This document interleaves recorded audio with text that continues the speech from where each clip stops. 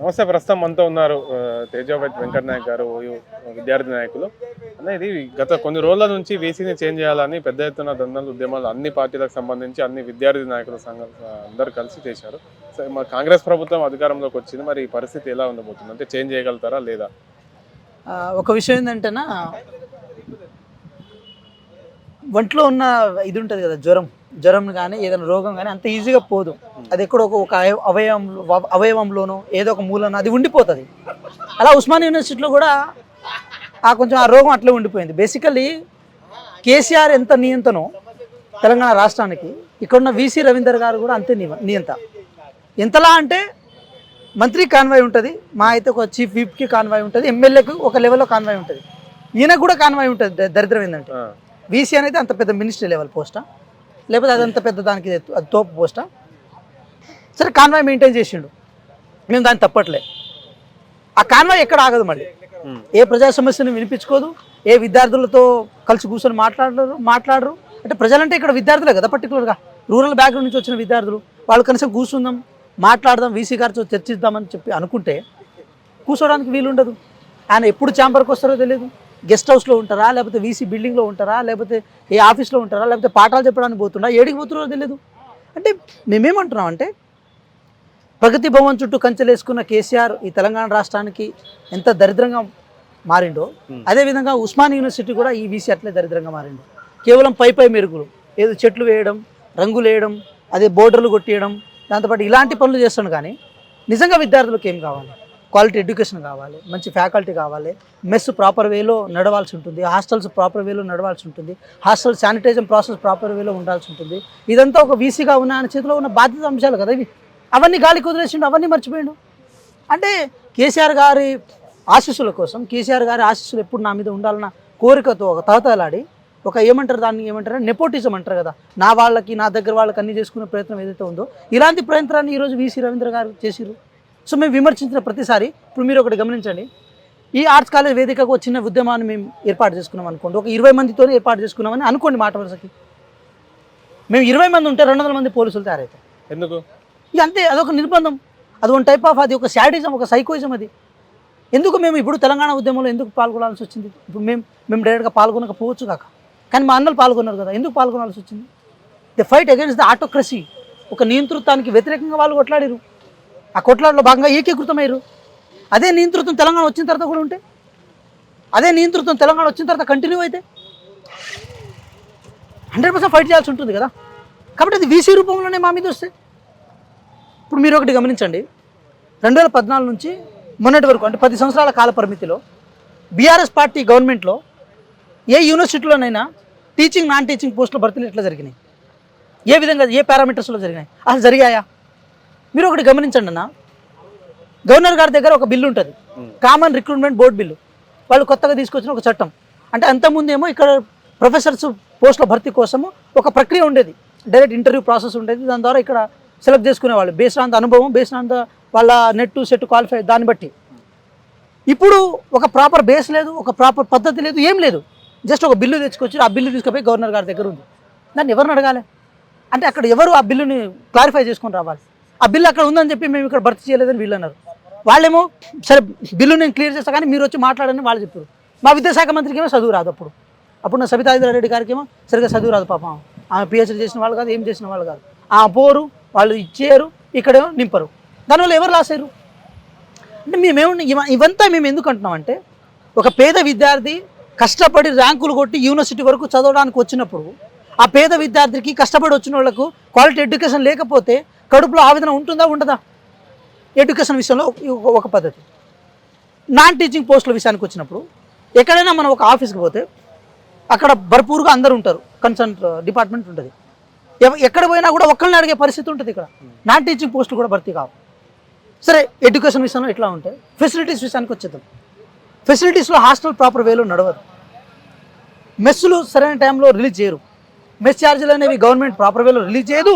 Based on ఇప్పుడు ధరలు పెరిగినాయి, నిత్యావసర సరుకులు పెరిగినప్పుడు ఆటోమేటిక్గా ఏమైతే దాంతోకంటే మెస్ ఛార్జీలు పెరగాలి కదా, మెస్ ఛార్జీలు పెంచలే. దాంతోపాటు ధరలు పెంచారని చెప్పి పేద విద్యార్థుల మీద మళ్ళీ భారం పెంచే ప్రయత్నం చేశారు. అంటే ఊళ్ళో, అంటే ప్రైవేట్ కాలేజీలో చదివితే క్వాలిటీ ఆఫ్ ఎడ్యుకేషన్ రాదన్న చిన్న కారణం చేత ప్రభుత్వ యూనివర్సిటీలో చదివితే ఇక్కడేమో పరిస్థితి ఇట్లా ఉండే. అందుకోసమే తెలంగాణ ప్రజలు మార్పు కోరుకున్నారు. పర్టికులర్గా ఉస్మానియా యూనివర్సిటీలో దాదాపు అంటే బోర్డర్స్ నాన్ బోర్డర్స్ అందరూ కలిపి ఎంత కాదనుకున్నా ఒక 3,000 నుంచి 5,000 మంది విద్యార్థులు ఇక్కడ చదువుతున్నారు. ఒక 5,000 మంది అంటే ఖమ్మం నుంచి ఒక 500 మంది ఉంటారు, నాగర్ కర్నూలు నుంచి ఒక 500 మంది ఉంటారు, మహబూబ్ నగర్ నుంచి 500 మంది ఉంటారు, హైదరాబాద్ నుంచి 500 మంది ఉంటారు. అంటే ప్రతి జిల్లా నుంచి ప్రభావితం చేసే చాలా మంది విద్యార్థులు దాదాపు ఇంతమంది ఇక్కడ చదువుతుంటే ఆటోమేటిక్గా వాళ్ళు ఇంపాక్ట్ చూపగలుగుతారు. సరే ఇట్లా ఇంపాక్ట్ చూపిరు, గవర్నమెంట్ మార్పు అయింది. అయిన తర్వాత ఏంటంటే ఇప్పటికీ మేము ఒక విద్యార్థులు మా డిమాండ్ ఏంటంటే కేసీఆర్ని ప్రాలదోరడం కోసం, కేసీఆర్ని వెళ్ళగొట్టడం కోసం అందరం కంకణబద్దులైన. అదేవిధంగా ఆ నియంతృత్వాన్ని ప్రాలదోరణం ఇదే నియంతృత్వాన్ని కూడా ప్రాలదోరాలని చెప్పి నిర్ణయించుకున్నాం. ఆ నిర్ణయించుకోవడంలో భాగంగా సరే మేము కాంగ్రెస్ పార్టీ అధికారం ఉన్నప్పటికీ కూడా మేము చెప్తే వినపడుతుంది, లేకపోతే మేము పోరాటం చేస్తే వినపడుతుంది. సరే మా పార్టీలో కూడా మేము వాళ్ళకు మా పార్టీ నాయకులకి మా గౌరవ ముఖ్యమంత్రి గారికి మేము చెప్పినాం, వాళ్ళ దృష్టికి కూడా తీసుకెళ్ళిన క్రమంలో ఇక వారు ఏ నిర్ణయం తీసుకుంటారో ఆ నిర్ణయం ప్రకారం వెళ్తాం. ఇక్కడ మాత్రం ఒకటి మీరు గమనించాలన్నా, నేను ఒక సామాన్య కుటుంబం నుంచి వచ్చిన వాళ్ళు, నాలాగా ఎంతోమంది ఇక్కడ వచ్చిన వాళ్ళు ఉంటారు. వాళ్ళ దగ్గర ఉన్న ఒకటే విషయం ఏముంటుందంటే క్వాలిటీ ఆఫ్ ఎడ్యుకేషన్ వచ్చే క్రమంలో, ప్రాపర్ వేలో చదువు వచ్చే క్రమంలో ఈ ఏదైతే ఎమ్యూనిటీస్ గవర్నమెంట్ కల్పిస్తుందో దాని మీద పూర్తిగా డిపెండ్ అయి ఉంటారు. ఒక పేద విద్యార్థులు పూర్తిగా డిపెండ్ అయి ఉంటారు. ఆ డిపెండ్ అయ్యే క్రమంలో ఆ డిపెండెన్స్ని దూరం చేసే ప్రయత్నం కేసీఆర్ గవర్నమెంట్ క్లియర్ కట్గా చేసింది. దాన్ని పావుగా వాడుకున్నదే ఇలాంటి వీసీ రవీందర్ లాంటి వాళ్ళు. అంటే అటు పేద ప్రజలకు దాంతోపాటు కేసీఆర్ గారికి ఈ మధ్య వారధిగా ఉండి మాకు వెన్నుపోటు పొడిచి వాళ్ళ తాయిలాల కోసం ఆశపడి అవకాశవాదులుగా పనిచేసి ఈ పేద విద్యార్థులకు వెన్నుపోటు పొడిచిన ఘనత ఇలాంటి వీసీ వాళ్ళకి దక్కుతుంది. ఓయూ విద్యార్థులు ఏమంటారు అంటే వెంకట్ నాయక్ గారు కానీ ఎన్ఎస్యుఐ విద్యార్థి నాయకులు ఓయూకి సంబంధించి ఎవరైతే ఉన్నారో ఇంతకుముందు బీఆర్ఎస్ ప్రభుత్వం ఉంది కాబట్టి పెద్ద ఎత్తున ఉద్యమాలు వీసీ చేంజ్ చేయాలనే ఉద్యమాలు చేశారు. ఇప్పుడు కాంగ్రెస్ పార్టీ అధికారంలోకి వచ్చింది కాబట్టి వీళ్ళ ఉద్యమాలు తగ్గుతాయి, వీళ్ళు పెద్దగా పట్టించుకోరు అని అంటున్నారు. దాని విషయానికి వస్తే ఏమంటారు? ఒక మాట ఏంటంటే మీరు ఒకటి గమనించండి అన్న, ఏ పార్టీ అయినా ఏ ప్రజా సంఘం అయినా నియంతృత్వానికి వ్యతిరేకంగా 100% పోరాడుతుంది. అది బేసిక్ రైట్. ఇప్పుడు వీసీని 100% మారుస్తాం, దాంట్లో ఏం ప్రాబ్లం లేదు. కానీ త్వరితగతిన మార్చాలని చెప్పి మేము కోరుకుంటున్నాం. దాన్ని తప్పటాల్సిన అవసరం లేదు. ఇప్పుడు మా గవర్నమెంట్ ఇప్పుడు వచ్చింది, మేము ఫైట్ చేయడం ఆపేస్తాం దాన్ని ఎట్లా? ఇప్పుడు ఎందుకంటే మీరు ఒకటి గమనించండి, ధర్నా చౌక్ను ఎత్తేసినాం. అదేవిధంగా మా రేవంత్ రెడ్డి గారు కాన్వాయ్ మెయింటెనెన్స్ విషయంలో కూడా ఎంత తగ్గితే అంత మంచిదని అన్నారు. మాకు అది ఎంహెచ్ఆర్డి భవన్ ఉంటుంది కదా, దాంట్లో కూడా మాకు ఏదో ఒక రేకుల షెడ్ ఇచ్చినా సరిపోతుంటారు. అంటే ఇదంతా ఏంటి?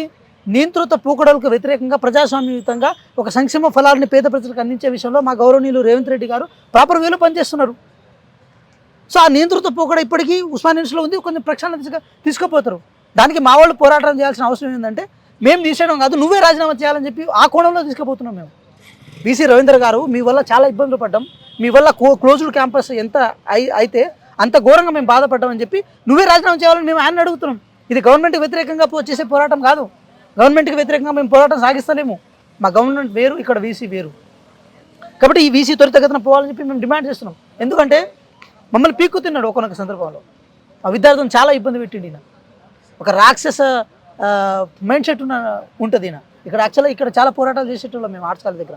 ఎక్కడో ముక్కు మూలకు ఒక చిన్న రేకుల షెడ్ కట్టించి ఆడపోయి మీరు ప్రెస్ మీట్ పెట్టుకొని ఇది పెట్టుకొని అని చెప్పిండు. అదే ప్రెస్ మీట్లు అదే మీడియా ఛాంబర్లన్నీ వేరుగా మారుతామని చెప్పి తెలంగాణ ఉద్యమంలో కూడా అట్లా జరుగుంటే తెలంగాణ వచ్చేది కాదు కదా. కాబట్టి ఈ బేసిక్ కామన్ సెన్స్ ఈ వీసీకి లేదు. ఆయన రిజైన్ చేసుకోవాలని చేసే పోరాటం కానీ ఇది గవర్నమెంట్ చేసేది కాదు. ఎందుకంటే నియంతృత్వ పోకడల ఆ సంఖ్యలను తెంపుతుంది కాంగ్రెస్ పార్టీ.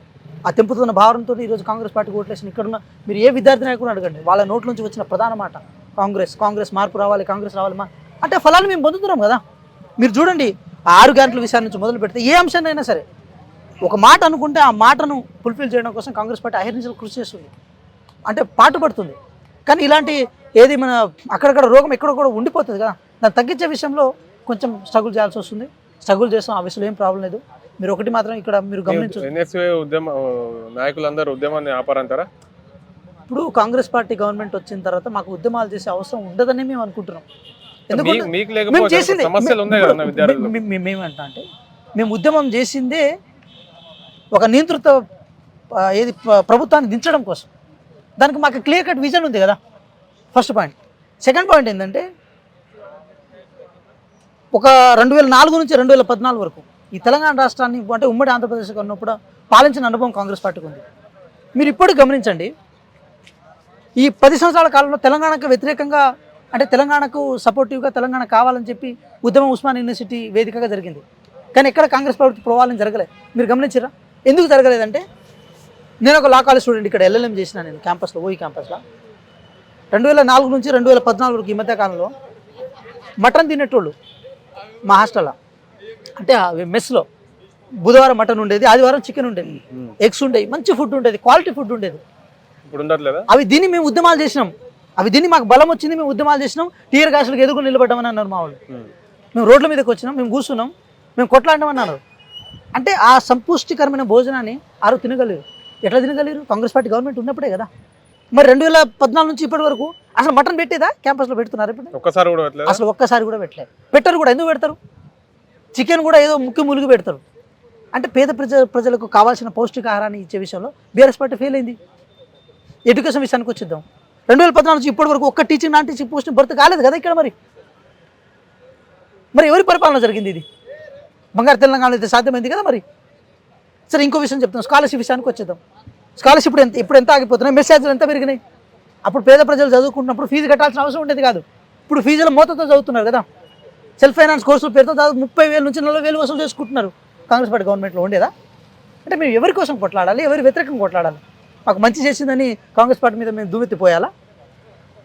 అదే ద డిఫరెన్సెస్ కనబడుతుంది కదా. 2004 నుంచి 2014 ఏం జరిగింది, 2014 నుంచి 2023 ఎండింగ్ వరకు ఏం జరిగింది అనేది క్లియర్ కట్గా ప్రతి విద్యార్థికి తెలుసు కదా.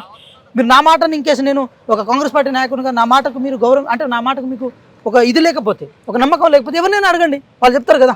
సీనియర్ చెప్తుంటారు ఒక మాట. కాబట్టి మీరు గమనించండి అన్న. ఒకటి ఏంటంటే మేము దేనికి వ్యతిరేకంగా కొట్లాడాలి? కాంగ్రెస్ పార్టీ మాకు పెట్టింది. మేము ఊళ్ళో పోయినప్పుడు గౌరవంగా ఉండడానికి మాకు ఇంద్రమ్మ ఇల్లు ఇచ్చింది, మా తల్లిదండ్రులకు మంచి ఉపాధి ఇచ్చింది, మాకు అప్పుడు జాబులు ఇచ్చింది, మేము ఇక్కడ చదవడం కూడా మాకు మంచి ఎడ్యుకేషన్ ఇచ్చింది. కేజీ టు పీజీ ఫ్రీ ఉచిత విద్య అని చెప్పి ఒక సొల్లు కబుర్లు చెప్పి మా చెవిలో పూలు పెట్టి ఎంత ఆగమట్టించారు మమ్మల్ని మీరు. కేజీ టు పీజీ ఉచిత విద్య అని చెప్పి ప్రతి సన్నాసికి చెప్పు తీసుకొని కొట్టే ప్రయత్నం చేస్తాం మేము ఒకనొక సందర్భంలో. అయినా సరే గవర్నమెంట్ మా గవర్నమెంట్ వచ్చింది కాబట్టి చాలా హ్యాపీగా ఉన్నాం. మీరు ఒకటి గమనించండి, ఎక్కడైనా హ్యాపీగా ఉన్నాం. మహిళల కళ్ళల్లో హ్యాపీ ఉంది.